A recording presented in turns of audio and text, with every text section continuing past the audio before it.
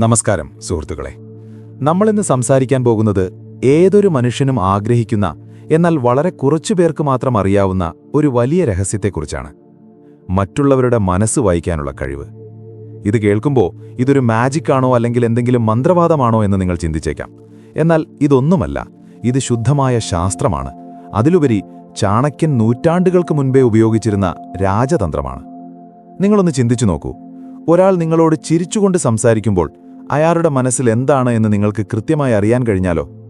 ഒരാൾ നിങ്ങളോട് കള്ളം പറയുകയാണോ സത്യം പറയുകയാണോ എന്ന് ഒരു സെക്കൻഡ് കൊണ്ട് തിരിച്ചറിയാൻ സാധിച്ചാലോ? നിങ്ങളുടെ ജീവിതം എത്ര എളുപ്പമാകുമെന്ന് ആലോചിച്ചു നോക്കൂ.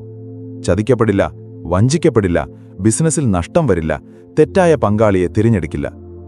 ആചാര്യൻ ചാണക്യൻ മഗധ സാമ്രാജ്യം ഭരിച്ചിരുന്നത് വാളുകൾ കൊണ്ട് മാത്രമല്ല, മറിച്ച് തന്റെ കൂർമ്മ ബുദ്ധി ഉപയോഗിച്ച് മനുഷ്യരുടെ മുഖം വായിച്ചുകൊണ്ടാണ്. ചാണക്യനീതിയിൽ ഇംഗിതമെന്നും ആകാരമെന്നും പറയുന്ന രണ്ട് കാര്യങ്ങളുണ്ട്. ഒരാളുടെ പുറമേ കാണുന്ന ചലനങ്ങളിൽ നിന്ന് അയാളുടെ ഉള്ളിലെ ഉദ്ദേശം മനസ്സിലാക്കുന്ന വിദ്യ. ആധുനിക മനഃശാസ്ത്രം ഇതിനെ ബോഡി ലാംഗ്വേജ് അഥവാ ശരീരഭാഷ എന്ന് വിളിക്കുന്നു. ശാസ്ത്രീയമായി പറഞ്ഞാൽ, നമ്മൾ ആശയവിനിമയം നടത്തുമ്പോൾ വെറും 7% മാത്രമേ വാക്കുകൾക്ക് പ്രാധാന്യമുള്ളൂ. 38% നമ്മുടെ ശബ്ദത്തിന്റെ ടോണിനും ബാക്കി 55% നമ്മുടെ ശരീരഭാഷയ്ക്കുമാണ് പ്രാധാന്യം. അതായത്, ഒരാൾ നിങ്ങളോട് എനിക്ക് നിന്നെ ഇഷ്ടമാണ് എന്ന് പറയുമ്പോൾ ആ വാക്കുകളേക്കാൾ കൂടുതൽ സത്യം പറയുന്നത് അയാളുടെ കണ്ണുകളും കൈകളുമാണ്. വാക്കുകൾക്ക് കള്ളം പറയാൻ കഴിയും, കാരണം അത് നമ്മുടെ ബോധമനസ്സിന്റെ നിയന്ത്രണത്തിലാണ്. എന്നാൽ ശരീരം കള്ളം പറയില്ല, കാരണം അത് നമ്മുടെ ഉപബോധ മനസ്സിന്റെ നിയന്ത്രണത്തിലാണ്. ഒരാൾ കള്ളം പറയാൻ ശ്രമിക്കുമ്പോൾ അയാളുടെ ശരീരം അറിയാതെ ചില ലക്ഷണങ്ങൾ കാണിക്കും. ആ ലക്ഷണങ്ങളെ എങ്ങനെ തിരിച്ചറിയാം?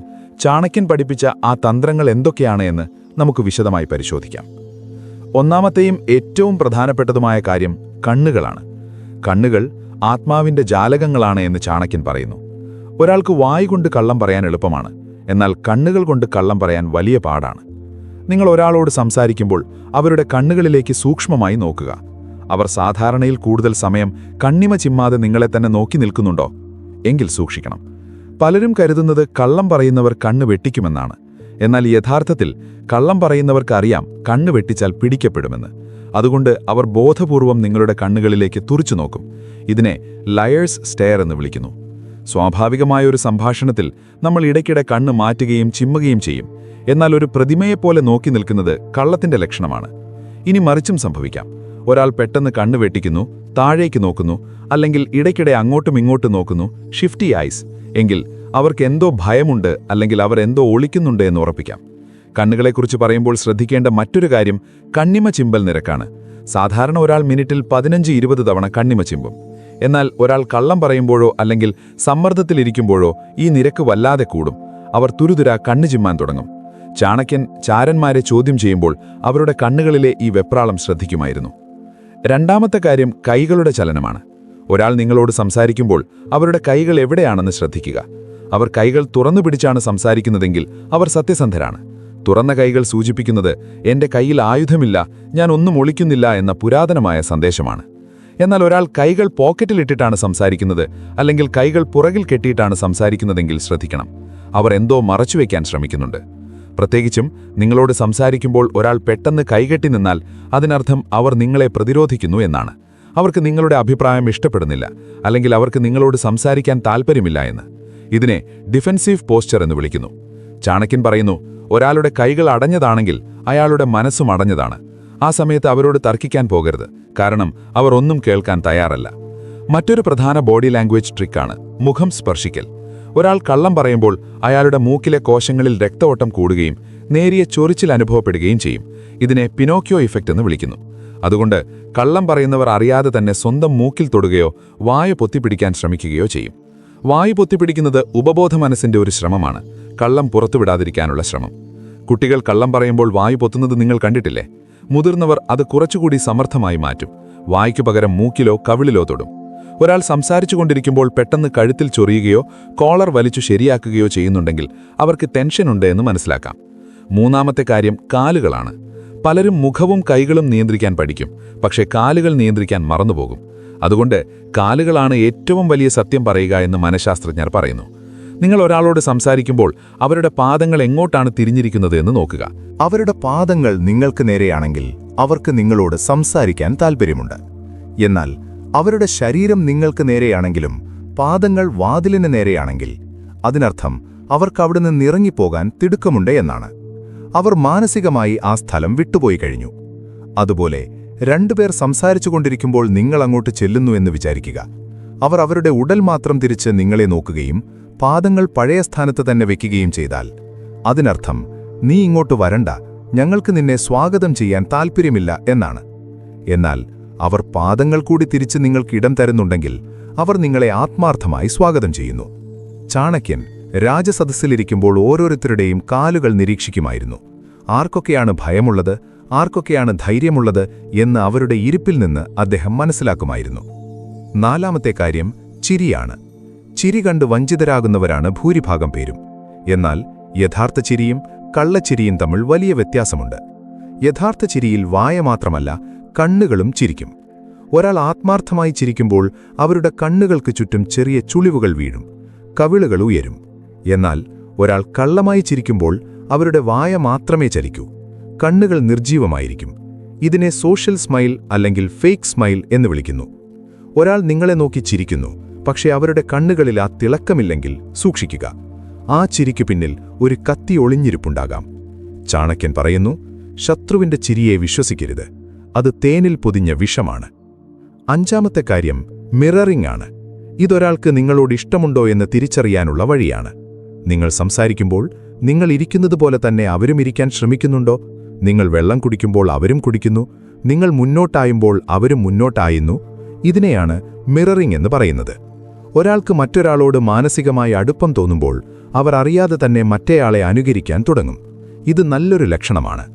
എന്നാൽ നിങ്ങൾ എന്ത് ചെയ്താലും അവർ അതിന് വിപരീതമായിട്ടാണ് നിൽക്കുന്നതെങ്കിൽ അവർക്ക് നിങ്ങളോട് വിയോജിപ്പുണ്ട് എന്ന് മനസ്സിലാക്കാം. ആറാമത്തെ കാര്യം ശബ്ദത്തിലെ മാറ്റങ്ങളാണ്.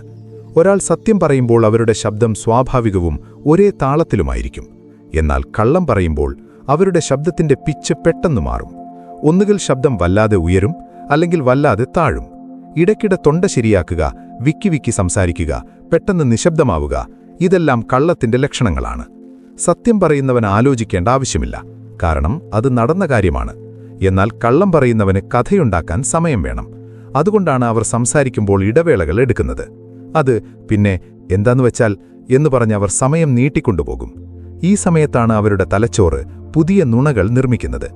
ചാണക്യൻ പറയുന്നു, കളവ് പറയുന്നവന്റെ നാവിടറും, ഭയമുള്ളവന്റെ തൊണ്ട വരണ്ടുപോകും. ഏഴാമത്തെ കാര്യം മൈക്രോ എക്സ്പ്രഷനുകളാണ്. ഇത് പിടിക്കാൻ വലിയ പാടാണ്, പക്ഷേ വളരെ ഫലപ്രദമാണ്. ഒരാൾ ഒരു വാർത്ത കേൾക്കുമ്പോൾ അല്ലെങ്കിൽ ഒരു ചോദ്യം കേൾക്കുമ്പോൾ അവരുടെ മുഖത്ത് 1 സെക്കൻഡിന്റെ 10-1 സമയത്തേക്ക് മിന്നിമറയുന്ന ഒരു ഭാവമുണ്ടാകും.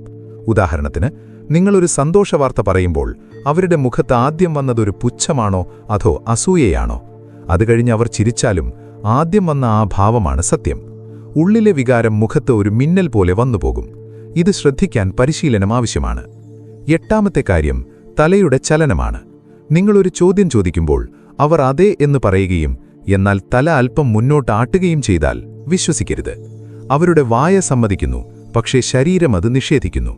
ഉദാഹരണത്തിന്, നീയാണോ പണമെടുത്തത് എന്ന് ചോദിക്കുമ്പോൾ അല്ല എന്ന് പറയുകയും അതേസമയം തല അല്പം മുന്നോട്ട് ആട്ടുകയും ചെയ്താൽ അതിനർത്ഥം ഉപബോധമനസ്സ് അതെ എന്ന് പറയുന്നു എന്നാണ്. ഇത് വളരെ സൂക്ഷ്മമായൊരു കാര്യമാണ്. ഇത്രയും കാര്യങ്ങൾ മനസ്സിലാക്കിയാൽ മാത്രം പോരാ, ഇതെങ്ങനെ ഉപയോഗിക്കണമെന്നുകൂടി ചാണക്യൻ പഠിപ്പിക്കുന്നുണ്ട്.